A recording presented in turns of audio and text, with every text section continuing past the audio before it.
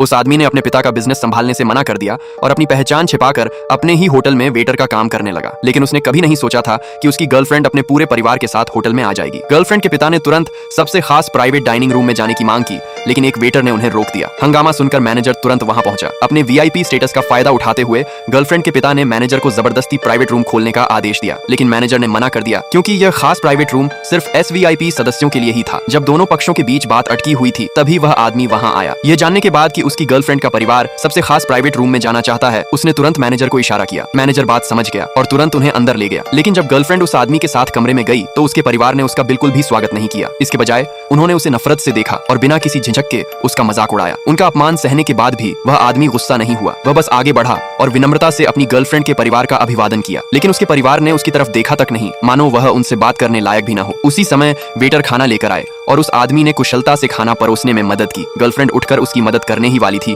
कि उसके पिता ने उसे तुरंत रोक दिया। बैठ जाओ, तुम मेरी बेटी हो। अगर लोग तुम्हें ऐसा करते देखेंगे तो क्या वे तुम पर हंसेंगे नहीं? जैसे ही गर्लफ्रेंड उस आदमी के साथ बैठने वाली थी, उसके छोटे भाई ने उसे साफ नफरत भरी नजरों से देखा। उसका मानना था कि सबसे खास प्राइवेट रूम में वेटर का बैठना ठीक नहीं है। गर्लफ्रेंड ने तुरंत अपने भाई को जवाब दिया। ऐसा कहने के बाद उसने उस आदमी को अपने पास बैठने के लिए खींचा, लेकिन उसका भाई फिर भी नहीं माना। सबके सामने उस आदमी को शर्मिंदा करने के लिए उसने जानबूझकर वाइन गिरा दी, जबकि वेटर उसे परोस रहा था। वाइन उनके पिता पर गिर गई। अगले ही पल भाई ने मुड़कर इसके लिए उस आदमी को दोषी ठहराया। हालांकि गर्लफ्रेंड के पिता ने इसे कोई बड़ी बात नहीं माना। उसने बस इस बात की शिकायत की कि वह आज रात के डिनर इवेंट में कैसे शामिल हो सकता है। यह देखकर उस आदमी ने तुरंत अपनी टाई उतारी और गर्लफ्रेंड के पिता को पहना दी।